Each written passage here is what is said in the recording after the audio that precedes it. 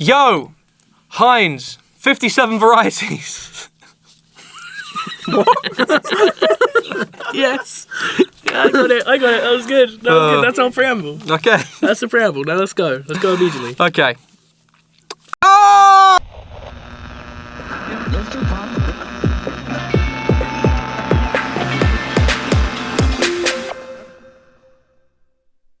Girl band, surf rock, new kids on the block, debut album. That's not the debut album, fuck it. Dog Life's a Leave Me Alone. Leave Me Alone is the name of their album. What do you think of this album?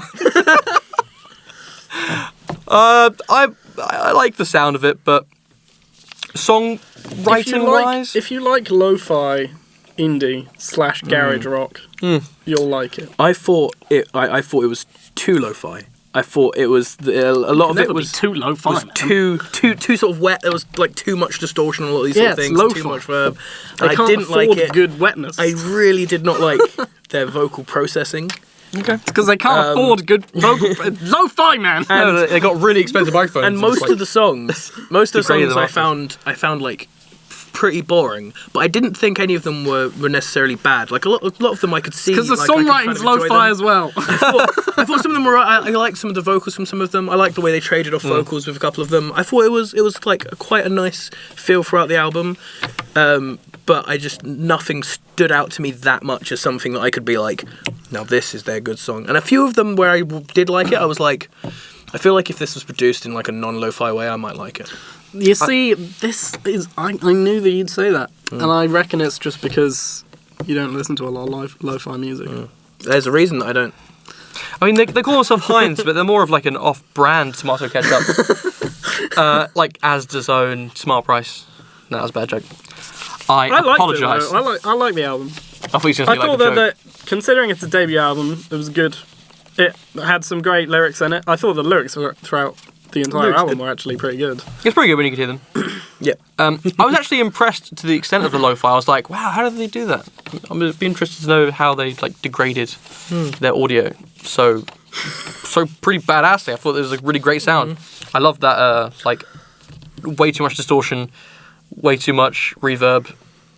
I love distortion and reverb. They go so well together. And the kind of like out of time backing vocals at points as well, really cool. Yeah, there were some kind of things where I felt like it was forced stylistically. Is this right? Like out of time backing vocals? I was like, it's like someone's spent years learning how to play guitar, and then someone was like, now play it shitter. Yeah, it's like a lot of the songs I was like, that's the chord progression of someone who's just learned how to do bar chords and can't even do them very well. And it's just like, I like these free chord songs which were like just a bit shit. I'm afraid. I thought the best songs on the album for me were Warts and Solar Gap.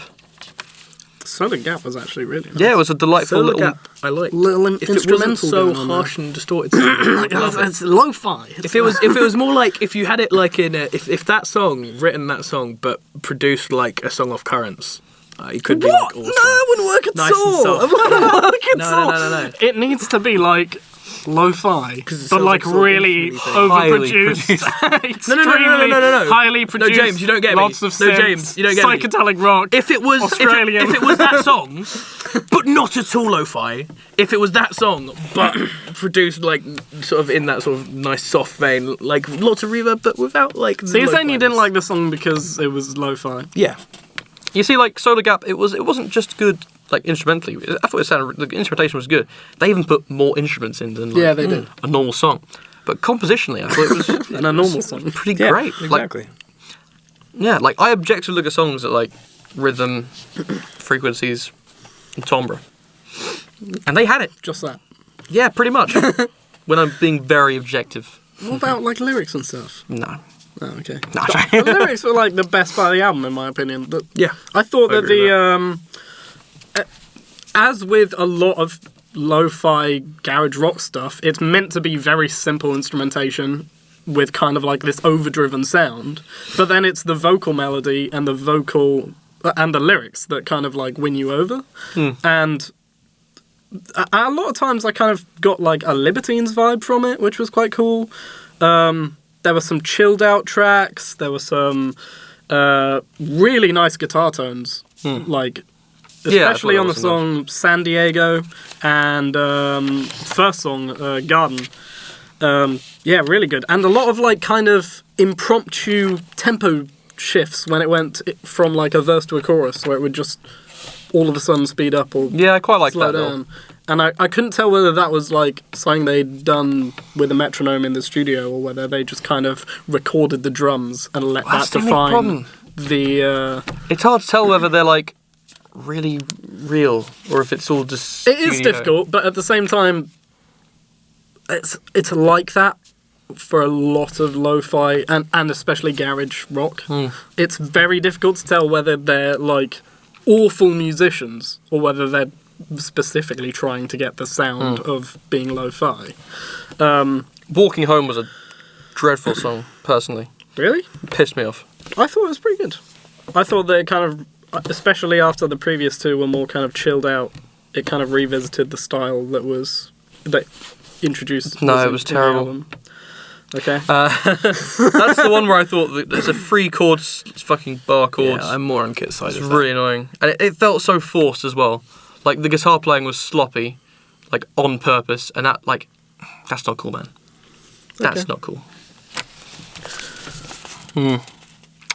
Warts, really like that song. That had me, like, reminiscent of West Coast by Fiddler. It had that kind of dreamy, apathetic. I just think the thing that made me like West Coast by Fiddler and stuff, and especially the Fiddler's new album so much, is that they had that sort of lo-fi style, but the production was sort of like, I felt like the production was sort of good with the sort of lo-fi edge, whereas this is all lo-fi.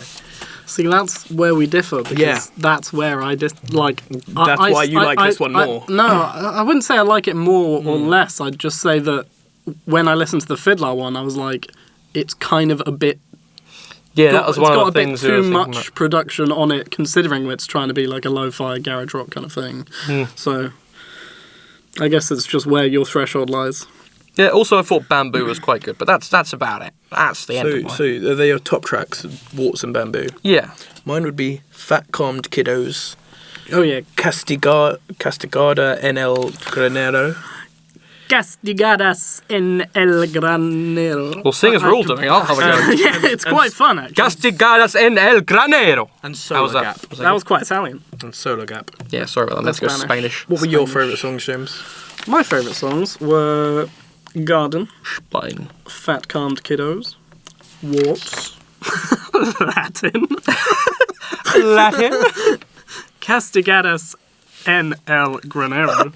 I'm not even going to try and put on the accent anymore. Solar Gap, I really enjoyed, and that's it. Yeah. They were my top tracks. Yeah, fair enough. And marks out of 10, gentlemen. I'm gonna give it to James first.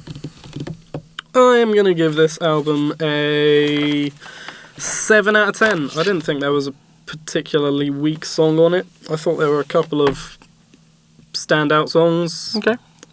I liked it. Yeah, fair. Greg, Cambridge. I'm going to give it a 6 out of 10. 6 out of 10? I didn't much like the style, but for the style, I thought they were all decent, or at least vocally well-written songs. Yeah. And a lot of the melodies were good. I liked the general sound and the style, and I was quite impressed by the lo-finess, the effect they got. So I'm going to give it a weak 6. I gave it a 5 to 6, and I thought I'd make up mine now after discussion. But yeah, 6, pretty much. What do you think of this album by Hinds? We've told you how we feel about it, and we think it was around sort of like a 6. We'll see you again next week. Here on the Sonic Squeeze, Kit Campbell, signing off. Why don't I get a name, like, ever?